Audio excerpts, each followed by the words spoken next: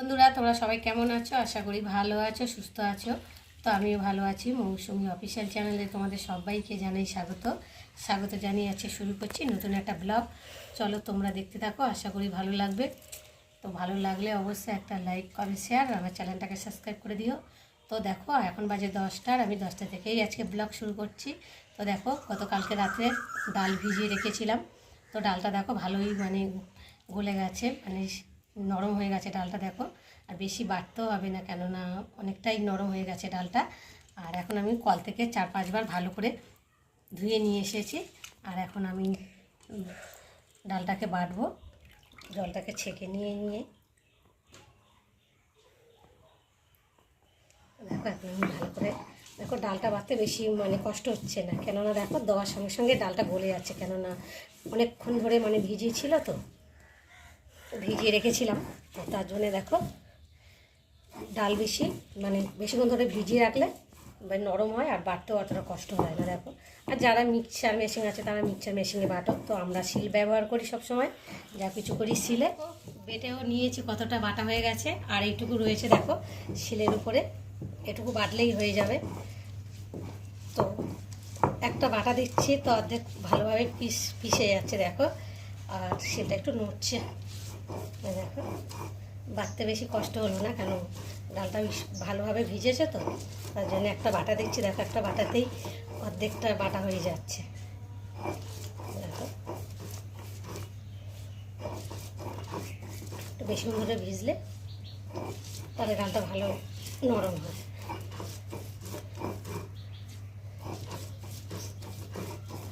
দেখো আর একটা করে বাটা দেবো, একটা বাটাতেই দেখো কতটা নরম হয়ে গেছে। আর একটা বাটা দিয়ে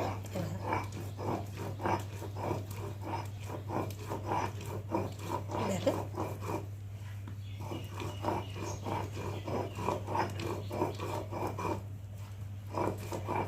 ভিজলে বাটতে অতটা সময়ও লাগে না, কষ্টও লাগে না, তাড়াতাড়ি বাটা হয়ে যায়।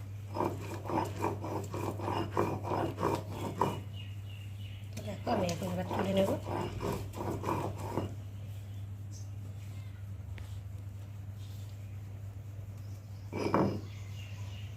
আর এই শিলটা আর তুলবো না, একবার এই মশলা করে নিয়ে তারপর তুলবো। তো চলো ডালগুলো এখন তুলে, অনেকটাই ডাল। তো দেখো 100 গ্রাম মতো ভিজিয়েছি, আর কতটা ডাল হয়ে গেছে। ডাল ভিজলে একটু ফোলে, তো তাই হয়। তো ডাল বাটা হয়ে গেছে, আর এখন একটু মশলা করব। মশলা বলতে এই যে জিরেটা বাটছি, একটু আদা বাটবো। মশলাটা করে চলে এলাম রান্নায়। তো দেখো এখন ভাত বাটার আগে ভাতটা বসিয়ে দিয়েছি, তো বাড়তে বাড়তে ভাতটা ফুটে গেছে, আর এখন ভাত ফুটছে। আর এখন আমি এদিকে চলে এলাম রান্নায়।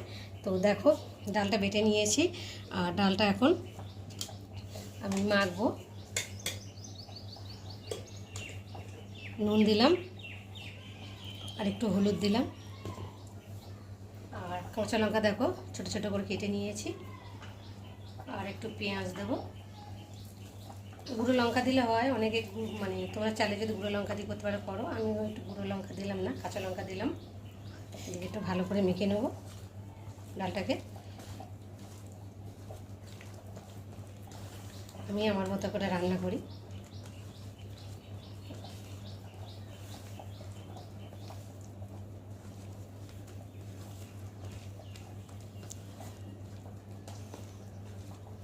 চলো ডাল মাখা হয়ে গেছে, আর এখানে ডালের জন্য আলু কেটে নিয়েছি। ডালের বড়া করে আলু দিয়ে ঝোল করব এই যে।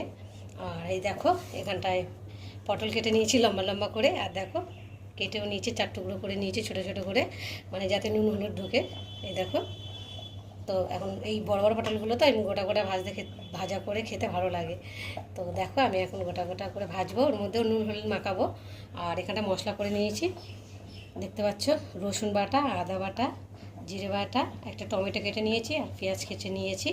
তো চলো এখন পটলটাকে একটু মাখিয়ে রাখবো, ওই হাতেই মাখিয়ে নিই। তো মাখাবার জন্য একটু হলুদ দেব, আর নুন দেব। একটু মেখে রাখলে কী হয় বলো তো, নুনটা আর হলুদটা ঢোকে ভালো। আর একটু লঙ্কার গুঁড়ো দিলেও ভালো হয়, কারণ ভাজা তো একটু লঙ্কার গুঁড়ো দিলে খেতে ভালো লাগে। তো দেখো আমি একটু লঙ্কার গুঁড়ো দিয়ে নিয়েছি। আর এখন পটলটাকে ভালো করে বড়া তরকারি হতে হতে পটলটা অনেকটাই মানে নরম হয়ে যাবে, কেন নুন হলুদ মাখিয়ে রাখছি লঙ্কা দিয়ে, তো নুন হলুদ এর মধ্যে ঢুকবে। তো রান্না হতে হতে তো আধ ঘন্টাই লেগে যাবে, তরকারি হতে হতে তার মধ্যে আধ ঘন্টার মধ্যেই পটল নুন হলুদ মাখানো পটলগুলো নরম হয়ে যাবে ততক্ষণ। তো দেখো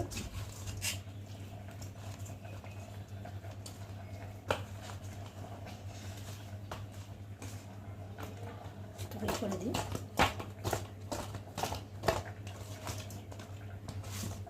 দেখো সবগুলো মাখানো হয়ে গেছে, আর এখন আমি ভাত হয়ে গেছে, এখন ভাতটাকে উগুর করব।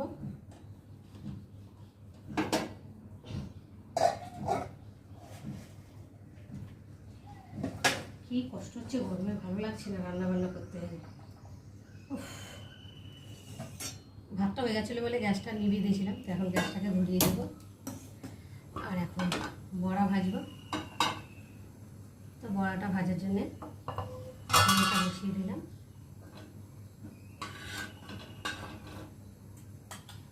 এত গরম হচ্ছে না, ভালো লাগছে না এমনি কিছু। আর একটু আগে আমার মেয়ের মধ্যে ডিম ভেজেছে, তো একটু তেল আছে দেখতেই পাচ্ছ, তো তেলটুকু থাক, সেই তো বড়া ভাজবো, তার জন্য আমি একটু সাদা তেল দেবো।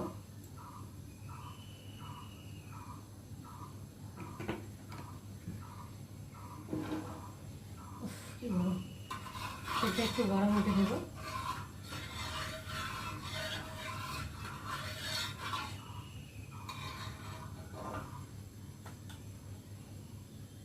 শুধু ঘাম মুছতে মুছতে যেন গামছা ভিজে যাচ্ছে,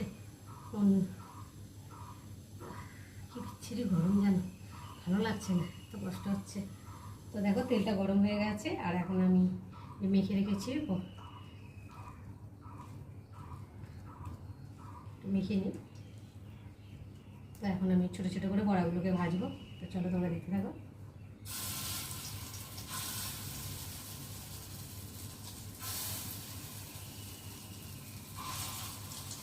ছোটো ছোটো করে দিলে তো ভালো হয়, বেশি বড় বড় করে দিলে দেখতে ভালো লাগে না, কেমন যেন লাগে দেখতে, ছোটো ছোটো করে দিলেও ভালো লাগে দেখতে। আর এই বড়া তো বিশেষ করে আরও গরম ভাত বা পান্তা ভাতের সাথে খেতে তো ভীষণ ভালো লাগে, তাই না বলো বন্ধুরা? আমার তো ভালো লাগে, তোমাদের কেমন লাগে আমি কী করে বলবো বলো? সবার ভালো লাগা তো এক লাগা হয় না, তাই না বলো? তো দেখো দিতেই থাকি, আর তোমরা দেখতেই থাকো। রাস্তা দিয়ে গাড়ি যাচ্ছে, গাড়ি ঘোড়া তো শব্দ শুনতেই পাচ্ছ।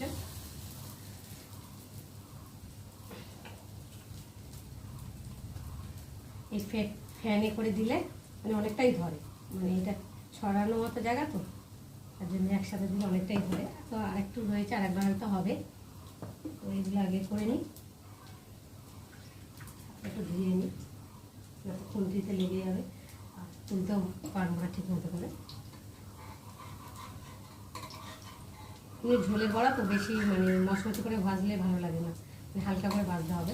এমনি যদি পান্তা ভাতের সাথে বা গরম ভাতের সাথে শুধু ভাজে খেতে যাও, তাহলে একটু মশমশি করে ভাজলে তাহলে ভালো লাগে খেতে।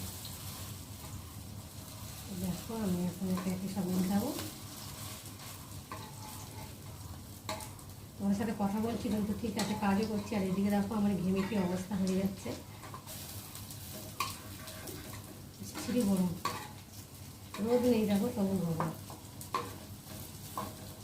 একটু বৃষ্টি হলে তবু একটু শান্তি পাওয়া যায়, আবার বৃষ্টি হলে আর এক ভয়, কাদা হবে, কারেন্ট থাকবে না, কত রকম সমস্যা, গরমে কষ্ট, কারেন্ট চলে গেলে সমস্যা আর শেষ নেই বলো।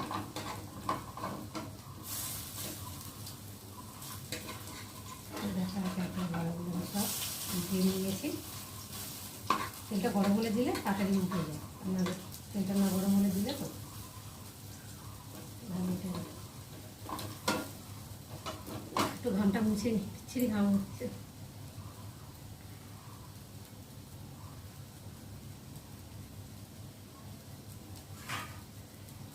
বড়াগুলো হয়ে গেছে, হালকা করে ভাজবো, বেশি একটা ভাজবো না।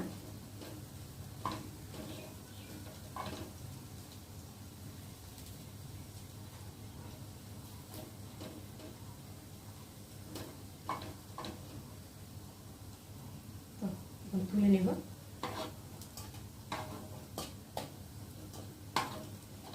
একটা একটু মরমর করে হালকা করে ভাজলাম, হালকা করে ভাজলে কেটে টেস্ট করা যায় খেতে ভালো, আর ঝোলও মানে ঢোকে বড়ার ভেতরে। আর বেশি কড়া কড়া হয়ে যায় তো মানে শক্ত মতো হয়ে যায় ভেতরে, আর ঝোলটাও ঢুকতে চায় না, আর কেমন লাগে যেন একটা খেতে। তো দেখো বড়া ভাজা সব হয়ে গেছে, আর এখন কড়া বসিয়েছি, কড়াটা গরম হয়েছে, আর এখন আমি এর মধ্যে সর্ষে তেল দেবো।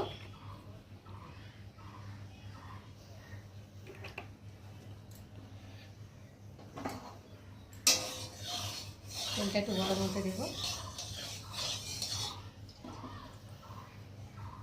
গরম হয়ে গেছে, আর এখন আমি তেজপাতা দেবো, জিরে, গোটা জিরে, ফোড়নটাকে একটু ভালো করে ভাজবো।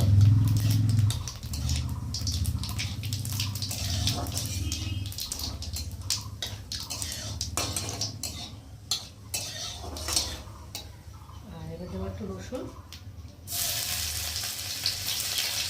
রসুনটা একটু ভালো করে ভেজে নেবো যাতে রসুনের গন্ধটা না থাকে। এবার দেবো পেঁয়াজ,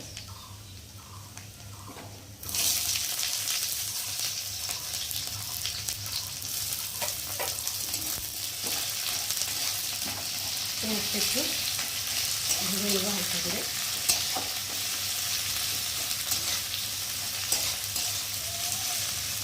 একটু নুন দিয়ে দেবো যাতে পেঁয়াজটা একটু নরম হয়, তারপরেই দিলাম। এদিকে পেঁয়াজটা একটু ভেজে নেবো, পেঁয়াজটা ভালো হয়ে যাবে, আলুগুলো দেবো, তার সাথে আবার পেঁয়াজটাও ভাজা ভাজা হয়ে যাবে।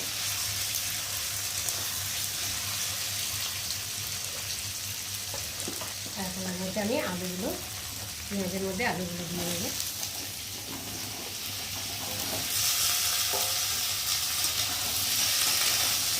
আলুটা ভালো করে একটু নাড়াচাড়া করে নেব।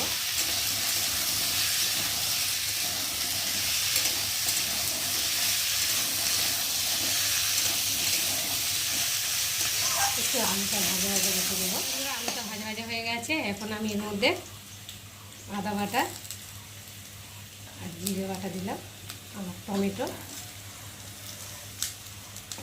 আর দেবো স্বাদ মতো নুন, আর দেবো লঙ্কার গুঁড়ো, আর দেবো হলুদ।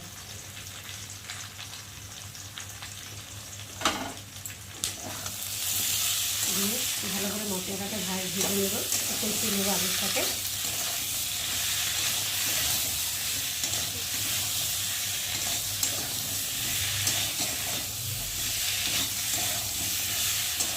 মশলা কষানো হয়ে গেছে, আলুর সাথে দেখতে পাচ্ছি ভালোভাবে কষিয়ে নিয়েছি, আর এখন আমি এর মধ্যে জল দিয়ে দেবো। চলো মুখটা একটু ঘুরিয়ে নিই।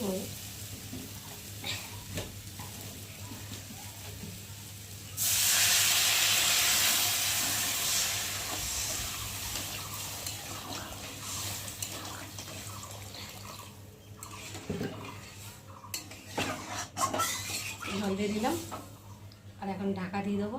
তো চলো দেখো বন্ধুরা, ঝোলটা ফুটে গেছে, আর আলুটাও সেদ্ধ হয়ে গেছে দেখো। আর এখন আমি বড়াগুলোকে এর মধ্যে ঢেলে দেবো।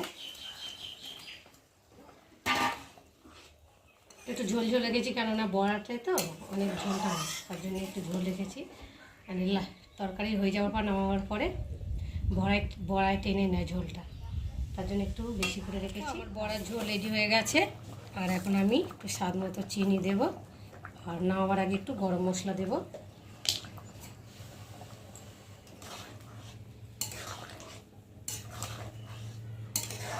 তো বড়া ঝোলের রেসিপি তোমাদের কেমন লাগলো তোমরা অবশ্যই কমেন্ট করো, আর আমার চ্যানেলে যদি তোমরা নতুন হয়ে থাকো চ্যানেলটাকে সাবস্ক্রাইব করে দিও।